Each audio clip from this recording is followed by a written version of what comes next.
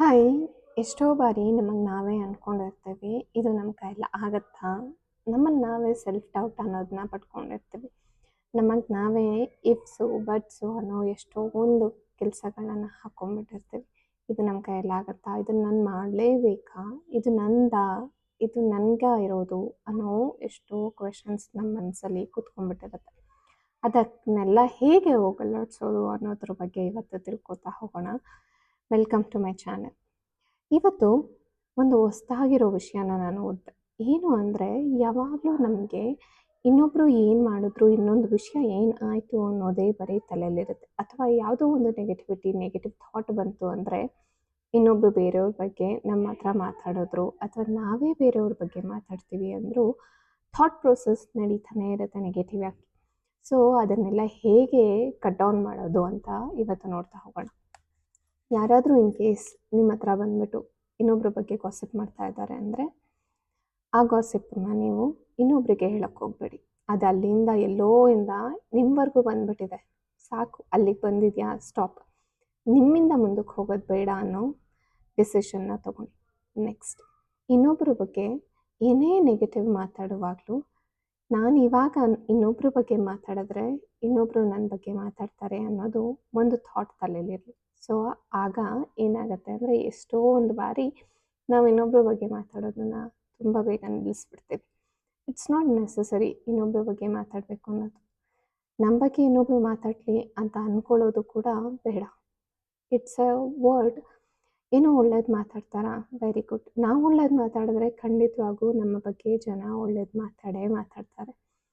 And ಈಗ self PT ಅನ್ನೋದು ತುಂಬ ಜಾಸ್ತಿ ಆಗೋಗ್ಬಿಡುತ್ತೆ. ಏನಕ್ಕೆ ಅಂದರೆ, ಅಯ್ಯೋ I should have done this, ನಾನು ಮಾಡ್ಬೋದಿತ್ತು ಅನ್ನೋ ಥಾಟ್ ಪ್ರೋಸೆಸ್ ಜಾಸ್ತಿ ಆಗಿದೆ. ಅಥವಾ ಅಯ್ಯೋ ನಾನು ಇದು ಮಾಡಬೇಕಿತ್ತು ಆದರೆ ಇದು ಮಾಡಲಿಲ್ಲ ಅನ್ನೋದು ತುಂಬ ಜಾಸ್ತಿ ಆಗೋಗ್ತಾ ಇದೆ. ಸೊ ಇದನ್ನೆಲ್ಲ ಹೇಗಾಗೋಗುತ್ತೆ ಅಂದರೆ, ನಿಮ್ಮ ಮೈಂಡು ನಿಮಗೆ ಎಕ್ಸ್ಕ್ಯೂಸಸ್ನ ಕೊಡ್ತಾ ಹೋಗುತ್ತೆ. ನೀವು ನಿಮ್ಮ ಮೈಂಡ್ಗೆ ಎಕ್ಸ್ಕ್ಯೂಸಸ್ನ ಕೊಡ್ತಾ ಹೋಗ್ತೀರಾ. ನೀವು ಒಂದು ವರ್ಕ್ ಕಂಪ್ಲೀಟ್ ಮಾಡಿಲ್ಲ ಅಂದರೆ, ಆ ವರ್ಕ್ ಕಂಪ್ಲೀಟ್ ಆಗದೇ ಇರೋದಕ್ಕೆ ನೀವು ರೀಸನ್ಸ್ನ ಕೊಡ್ತಾ ಹೋಗ್ಬೋದು. ಬಟ್ ನೀವು ಮನ್ಸು ಮಾಡಿದ್ರೆ ಆ ವರ್ಕ್ ಕಂಪ್ಲೀಟ್ ಆಗುತ್ತೆ. ಸೊ ನೀವು ಎಕ್ಸ್ಕ್ಯೂಸಸ್ನ ಕೊಡೋದ್ರ ಬದಲು ವರ್ಕ್ನ ಕಂಪ್ಲೀಟ್ ಮಾಡೋದ್ರ ಬಗ್ಗೆ ಯೋಚನೆ ಮಾಡಿ. ಸೆಲ್ಫ್ ಪಿಟಿಯಲ್ಲಿ ಫಸ್ಟು ತೆಗೆದಾಕಲೇಬೇಕಾಗಿರೋ ಅಂತ ಅಂದರೆ, ಐ ಶುಡ್ ಅನ್ನೋ ವರ್ಡ್ನ ತೆಗೆದುಹಾಕಿ. I should have done this, I should do this ಅನ್ನೋದನ್ನು ಮಾಡಿಬಿಡಿ. ಯಾಕೆಂದರೆ ಐ ಶುಡ್ ಡೂ ದಿಸ್ ಅಂದರೆ ಅದು ನಿಮಗೆ ನೀವೇ ಪ್ರೆಷರ್ ಹಾಕ್ಕೊಂಡಂಗೆ ಆಗುತ್ತೆ. ಎಷ್ಟೇ ಈಸಿ ಆದಂತಹ ಕೆಲಸಗಳು ಕೂಡ ಪ್ರೆಷರ್ ಬಂದಿದ ತಕ್ಷಣ ನಾನು ಮಾಡಲೇಬೇಕು ಅಂತ ಯಾರಾದರೂ ನಿಮ್ಮ ಕತ್ತ ಮೇಲೆ ಕುತ್ಕೊಂಡ್ಬಿಟ್ರೆ ಏನು ಮಾಡ್ತೀರಾ? ಯಾರಾದರೂ ಬಂದ್ಬಿಟ್ಟು ಈ ವರ್ಕ್ ನೀನು ಮಾಡಲೇಬೇಕು ಅಂತ ನಿಮ್ಮ ಕತ್ತ ಮೇಲೆ ಕುತ್ಕೊಂಡ್ರೆ ಏನು ಮಾಡಿಬಿಡ್ತೀರಾ? ಉಸಿರು ಕಟ್ಕೊಂಡಾದರೂ ಅಪ್ಪ ಮಾಡಬೇಕು ಅಂದ್ಕೊಂಡು ಎನರ್ಜಿನೇ ಇಲ್ಲದೆ ಏನೋ ಒಂದು ಮಾಡಿ ಬಿಸಾಕ್ತೀರ. ಅದನ್ನೇ ಖುಷಿಯಾಗಿ, ಹೌದು ನಾನು ಇದನ್ನು ಮಾಡಬೇಕು ಅಂತ ಅಂದ್ಕೊಂಡಿದ್ದೆ, ಬಿಕಾಸ್ ನಾನು ಮಾಡಬೇಕಂತ ಅಂದ್ಕೊಂಡಿದ್ದಕ್ಕೆ ತಾನೇ ಅವ್ರು ನನಗೆ ಅಸೈನ್ ಮಾಡಿದ್ದು ಅಂತ ಡಿಸೈಡ್ ಮಾಡಿಕೊಂಡ್ರೆ ವೆರಿ ಈಸಿ ಆಗುತ್ತೆ. Next, I have to do it ಅನ್ನೋದನ್ನು ತೆಗೆದಾಕಿ. ಏನಕ್ಕಂದರೆ, ನೀನು ಮಾಡಲೇಬೇಕು ಅನ್ನೋ ಪ್ರೆಷರ್ ನೀನು ಯಾಕೆ ತಗೋತೀಯಾ? ನೀನು ಬಿಟ್ರೂ ಒಂದು ಕೆಲಸ ಮಾಡೋದಕ್ಕೆ ಬೇರೆಯವರು ಇದ್ದೇ ಇರ್ತಾರೆ. ನೀನೇ ಮಾಡಬೇಕು ಅನ್ನೋದೇನಾದರೂ ಇದೆಯಾ ರೂಲ್ಸು? ಹೌದು, ನೀನೇ ಮಾಡಬೇಕು ಅಂತ ಇದ್ದರೆ ಅದು ನೀನೇ ಮಾಡಬೇಕಾಗಿರೋ ಕೆಲಸ. ಅದನ್ನು ಬೇರೆಯವ್ರು ಬಂದು ಮಾಡಲಿಕ್ಕೆ ಆಗೋದೇ ಇಲ್ಲ. ಹಾಗಿರುವಾಗ ಯಾಕೆ ಟೆನ್ಷನ್ ತಗೊಳ್ಳೋ ಅಂಥದ್ದು? ಸೊ ಆ ಮೈಂಡ್ಸೆಟ್ಟಿಂದ ಫಸ್ಟು ಹೊರಗೆ ಬನ್ನಿ. I have to do it ಅನ್ನೋದು ಬೇಡ. ಅದಾದಮೇಲೆ ನೆಕ್ಸ್ಟ್, ಬಟ್ ಆದರೆ ಅನ್ನೋ ವಿಷಯನ ಫಸ್ಟ್ ತೆಗೆದಾಕಿ ತಲೆಯಿಂದ. ನಾನು ಮಾಡಬೇಕು ಅಂತಿದ್ದೆ ಆದರೆ ನನಗೆ ಆಗ್ತಾಯಿಲ್ಲ. ನಾನು ಮಾಡಬೇಕು ಅಂತ ಇದ್ದೆ ಆದರೆ ನನಗೆ ಜ್ವರ ಬಂದ್ಬಿಡ್ತು. ನಾನು ಮಾಡಬೇಕು ಅಂತ ಇದ್ದೆ ಆದರೆ ಕಾಲು ನೋವು ಬಂತು, ಹೋಗೋಕ್ಕಾಗಲಿಲ್ಲ. ಈ ಕೆಲಸಗಳನ್ನು ಫಸ್ಟ್ ನಿಲ್ಲಿಸಿ. ಬಟ್ ಅನ್ನೋದನ್ನು ತೆಗೆದಾಕಿ.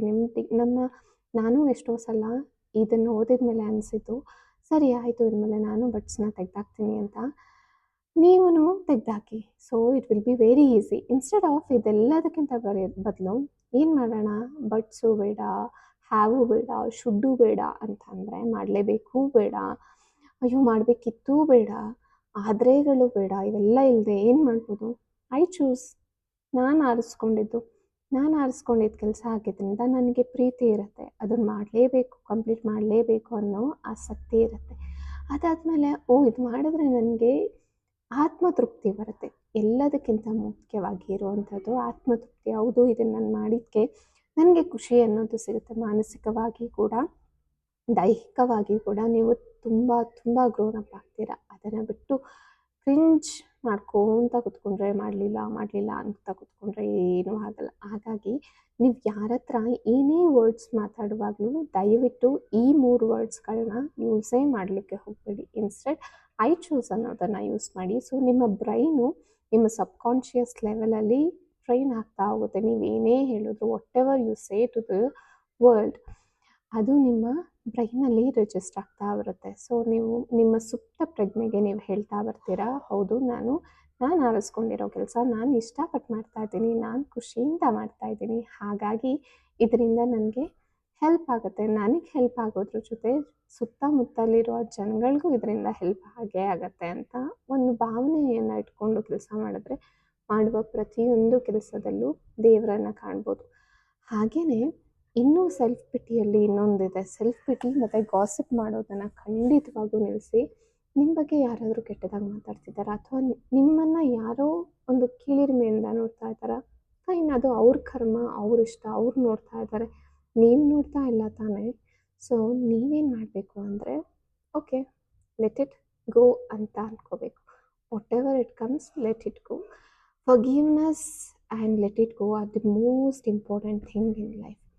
ಯಾವಾಗ ಯಾವ ಮೂಮೆಂಟಲ್ಲಿ ನೀವು ಇದನ್ನು ಅಂಡರ್ಸ್ಟ್ಯಾಂಡ್ ಮಾಡ್ಕೋತೀರೋ ಲೈಫ್ ತುಂಬ ಈಸಿ ಆಗುತ್ತೆ ಆ್ಯಂಡ್ ಪೀಸ್ ಆಫ್ ಮೈಂಡ್ ಸಿಗ್ತಾ ಹೋಗುತ್ತೆ. ನಾನು ಒಂದು ಇನ್ಸಿಡೆಂಟ್ ಹೇಳ್ತೀನಿ. ನನಗೊಬ್ಬ ಪರ್ಸನ್ ಮೇಲೆ ಎಷ್ಟು ಕೋಪ ಆಯಿತು ಅಂದರೆ ಅಷ್ಟು ಕೋಪ ಆಯಿತು. ನನಗೆ ಕೋಪ ಅಂದರೆ ಅವರನ್ನು ಫರ್ಗಿವ್ ಮಾಡೋಕ್ಕೆ ಆಗಲ್ಲ ಅನ್ನೋಷ್ಟು ಬೇಜಾರಾಯಿತು. ಸೊ ಒಂದು ದಿನ ಏನು ಮಾಡಿದೆ, ಸರಿ ಈ ಥಾಟ್ ಪ್ರೊಸೆಸ್ನ ಇವ್ರ ಮೇಲೆ ಇಂಪ್ಲಿಮೆಂಟ್ ಮಾಡೋಣ ಅಂದ್ಕೊಂಡು ಐ ಸ್ಟಾರ್ಟೆಡ್ ಡೂಯಿಂಗ್ ದಟ್. ಆ ಪರ್ಸನ್ನು ಎಷ್ಟು ನನಗೆ ಗೊತ್ತಿಲ್ಲದಂಗೆ ಅವ್ರು ನನ್ನ ಥಾಟಿಂದ I let it go that person. First I forgive that person and I said I'm sorry, I forgive, please let go ಅಂತ ಅಂದೆ. ಒಂದು ದಿನ 20 ಸಲ ಹೇಳಿದೆ. ಇನ್ನೊಂದು ದಿವಸ ಅದು ಒಂದು 5 ಸಲ ನೆನೆಸ್ಕೊಂಡಿರ್ಬೋದು. ಮಾರನೇ ದಿನದಿಂದ ಆ ವ್ಯಕ್ತಿ ನನ್ನ ತಲೆಯಲ್ಲೇ ಇಲ್ಲ. ಆ್ಯಂಡ್ ನೀವು ನಂಬೋದೇ ಇಲ್ಲ, ನಿಮ್ಮ ಆರಾದಲ್ಲೂ ಬರಲ್ಲ, ನಿಮ್ಮ ಅಕ್ಕಪಕ್ಕನೂ ಸುಳಿಯಲ್ಲ ಅಂಥ ವ್ಯಕ್ತಿಗಳು, ನಿಮಗೆ ಬೇಡ ಅನಿಸಿದಂತಹ ವ್ಯಕ್ತಿಗಳು. ಸೊ ಯೂನಿವರ್ಸ್ ವಿಲ್, ನಿಮ್ಮ ಮಾತೇ ಯೂನಿವರ್ಸ್ಗೆ ಹೇಳುವಂಥದ್ದು. ನೀವು ಏನು ಹೇಳ್ತೀವೋ ಖಂಡಿತವಾಗೂ ಅದಾಗುತ್ತೆ. Whatever the words you ಸೇ.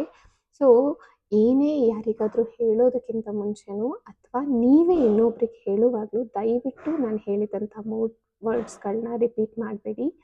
ಯಾವ ವರ್ಡ್ಸ್ ನೋಡಿ, ನಾನು ರಿಪೀಟ್ ಮಾಡಬೇಡಿ ಅಂತ ಹೇಳ್ತಾ ಇರೋ ವರ್ಡ್ಸ್ ಜ್ಞಾಪಕ ಜಾಸ್ತಿ ಬರುತ್ತೆ. ಇನ್ಸ್ಟೆಡ್ ಆಫ್ ದ್ಯಾಟ್ ಯಾವ ವರ್ಡ್ಸ್ನ ರಿಪೀಟ್ ಮಾಡಿ ಅಂತ ಹೇಳ್ತೀನಿ, ಕೇಳಿಸ್ಕೊಳ್ಳಿ. ಐ ಚೂಸ್ ಟು ಬಿ ಅನ್ನೋ ವರ್ಡ್ನ ಖಂಡಿತವಾಗ್ಲೂ ರಿಪೀಟ್ ಮಾಡ್ಕೊಳ್ಳಿ. I choose to be do this work, I choose to go work, I choose to have this meal. Because ಆ ಮನಸ್ಥಿತಿನ ನೀವು ಡೆವಲಪ್ ಮಾಡ್ಕೊಂಡ್ರೆ ಖಂಡಿತವಾಗೂ ನಿಮ್ಮಲ್ಲಿರುವಂತಹ ಆತ್ಮ ಅಥವಾ whatever the soul, whatever the inner peace ಅಂತ ಅನ್ಕೋತಿರೋ, ನೀವು ನೆಮ್ಮದಿ ಅಂತ ಹುಡುಕ್ತಾ ಇರ್ತಿರೋ, ಖಂಡಿತವಾಗೂ ಅದು ನಿಮಗೆ ಸಿಗುತ್ತೆ. ಸೊ ಐ ಹೋಪ್ ಎಲ್ಲರೂ ಇದನ್ನು ಇಂಪ್ಲಿಮೆಂಟ್ ಮಾಡ್ಕೋತೀರಾ ಅಂತ. Thank you so much. ನಾಳೆ ಮತ್ತೊಂದು ಹೊಸ ಟಾಪಿಕ್ನೊಂದಿಗೆ ಸಿಗೋಣ. ಅಲ್ಲಿವರೆಗೆ keep smiling. Thank you so much. ನಮಸ್ಕಾರ.